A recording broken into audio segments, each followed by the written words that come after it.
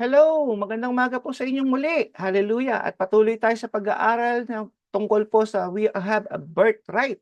Okay, ano ba nangyari kay Iso? Ano ba yung mga dapat natin matutunan kay Iso na wag natin lang gagayahin, wag natin tutularan? Okay, dito po sa Hebrews 12:16-17, sabi dito, see that no one is sexually immoral or godless like Esau, for who for a single meal sold his inheritance right as the oldest son.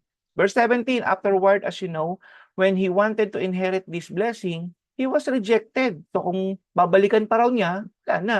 Kung gusto pa raw niyang kunin uli yung blessing niya, yung inheritance niya, wala na.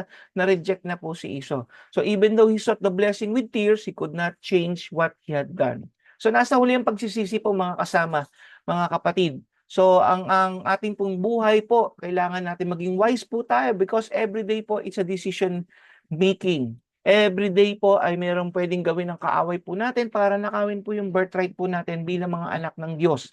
Sabi ko nga po sa inyo, pwedeng mawala ang pagiging anak ng Diyos. Alila sa pamamagitan po lamang ng isa lang, isang bagay lang, kasalanan po 'yun.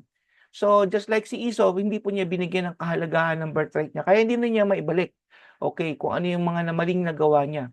So meron tayong special privilege and blessing from God and we don't sell our birthright. Okay, don't sell your birthright. Ano po ba yung isa pang birthright ng mga Christian? We are priests. Tayo po ay mga priesthood. Okay, mga priest po tayo. Yan po ang katungkulan po natin bilang mga anak ng Diyos. Hindi po yung nakagisna natin mga pari po, no?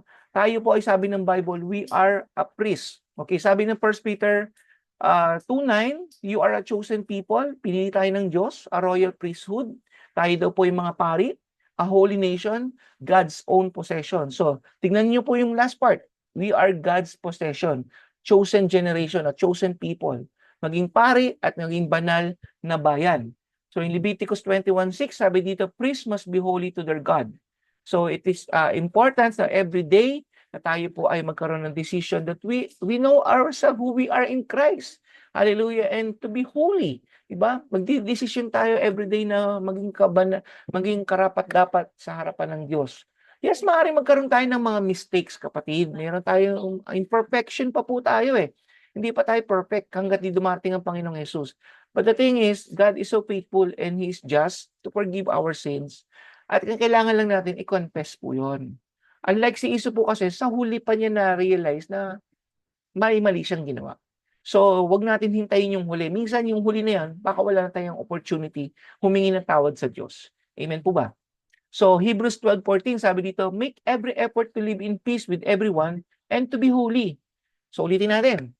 Make every effort to live in peace with everyone.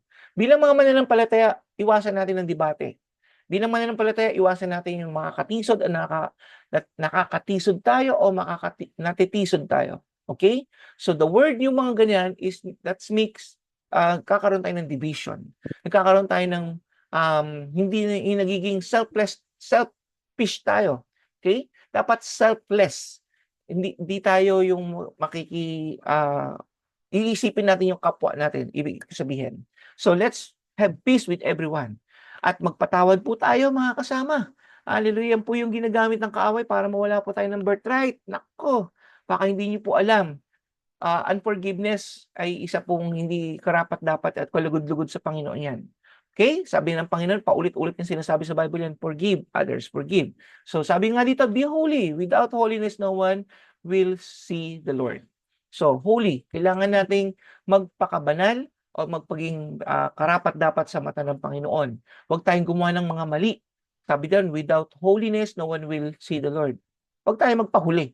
Baka tayo mahuli. Di ba? Amen. Okay, so when we lose our holiness, we are trading God's blessing for a trivial things of the world. Yan. So, pag nalulus natin yung buhay katuwiran, okay, so nangyari, nawawalan tayo ng blessing. Yan po yung katotohanan. Kaya po, I'm sorry to say, marami pong mga mananampalatayang nagkukulang because nawawala sa kanila yung blessing ng Lord. So we have been special consecrated and given over to Him. We have been set apart from sin to God. From our position in Christ, God looks on those of us who have trusted Christ as holy ones, as those who have been set apart for for His special use. Mga kasama, mga kapatid, sinet apart na tayo through Jesus Christ on the cross. Nilinis na tayo, tinubos tayo. Mga kapatid, alam niyo po ba yung term ng sanglaan, di ba? Pag sinanglayan, ibig sabihin may-ari po niyan, yung sanglaan. Pero because yung mga nagsangla, hindi nila matubos, may someone nagtubos doon. At sa interpretation naman yan, si Jesus Christ po yung tumubos sa'yo. Nakasangla po tayo eh. Pagmamay-ari na tayo ng kaaway because nagkasala po ang tao. So ngayon, dahil nga po nagkasala tayo, kailangan natin ng redemption. At yung nag-redeem sa atin si Jesucristo. Okay? So kung si Jesucristo na ang ating Redeemer, siya po yung nag-redeem sa atin, sinet po niya tayo hiwalay doon sa pawn shop, doon sa buhay makasalanan, buhay ng mundo, buhay, sabi nga, things of this world. Tinanggal na tayo doon.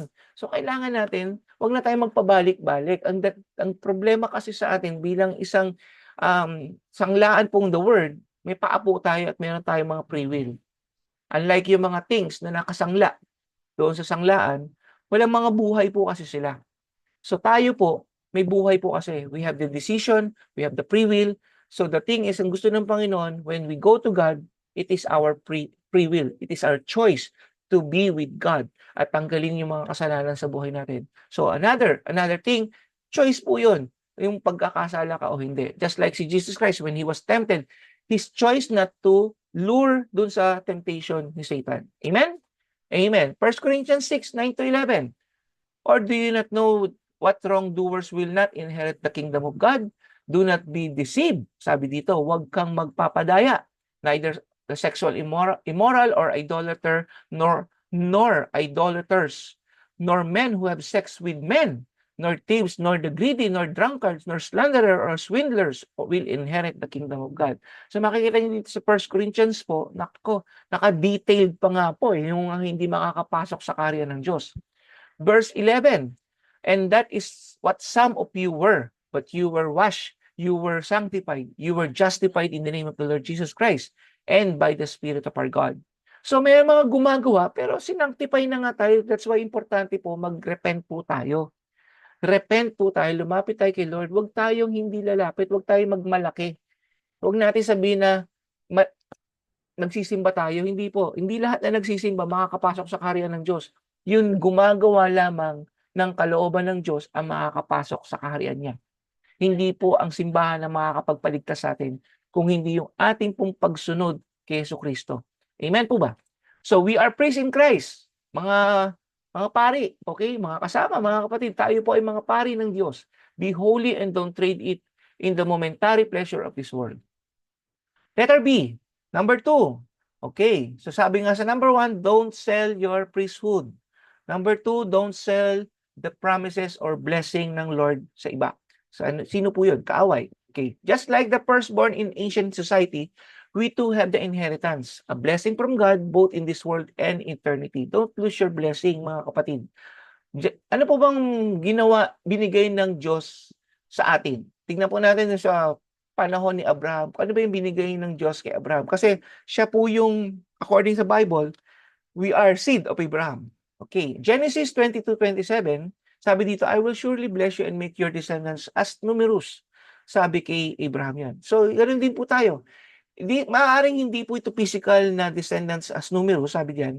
Maaaring about the spiritual. Let's say, nakapagkaya tayo ng mga tao sa Panginoon. So, yung mga taong yan na unbeliever or mga sinful, okay, sinners, punta sa Lord para magkaroon sila ng bagong pag-asa, bagong buhay kay Kristo. Hebrews 6:14, sabi dito, I will surely bless you and give you many descendants. Ang ganda ng word dito, I will surely bless you.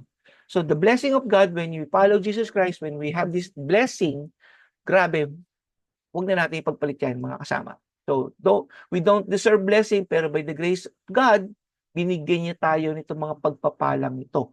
Hallelujah! So nandyan pa po ba kayo? Excited pa po ba kayo? Di ba? Nakikita niyo ba kung ano yung mga dapat nating angkinin bilang mga mananampalataya, bilang mga Kristiyano? Nakikita niyo ba ang sarili niyo kay Kristo? Yung identity niyo kay Kristo? Di ba napakaganda, napakarami? So ipagpapalit niyo po ba yan sa sandaling karangyaan ng mundo, ng laman? Di ba wag na po. Magsakripisyo na tayo na magtiis. doon sa mga bagay na hindi karapat-dapat at kalugod-lugod sa ating Panginoon. Hallelujah. So, bukas uli, ipagpapatuloy natin 'to because of my time. So, let's be excited na patuloy tayong mag-aral ng salita ng Diyos at marami pa tayong matututunan regarding sa pagiging Kristiyano po natin. Amen? Hallelujah. Manalangin po tayo. Praise God. Purihin ka, Panginoon. Salamat po sa lahat ng ito at pagpalain niyo po ang lahat ng sumusubaybay. Tunay nga, Panginoon, makita nila yung identity nila sa iyo, Lord. Huwag nila itong ibigay, huwag nila itong pabayaan, huwag nilang pabayaan, Lord, ang pagiging priest nila, huwag nilang pabayaan, Lord, mawala yung mga blessing nila, Lord. I pray that all of us, O God, protect us from the temptation. Lead us not into temptation, Lord God, but deliver us, Lord. We pray, Lord, na maging kagaya kami ng Panginoong Jesucristo, victorious in terms of temptation, na mapagtagumpayan namin yan. God, hallelujah. Kaya po, Lord, thank you so much for this time. Bless everyone in Jesus' name. Amen. Amen. So, kita-kita tayo sa susunod nating part ng ating pong pinag-uusapan.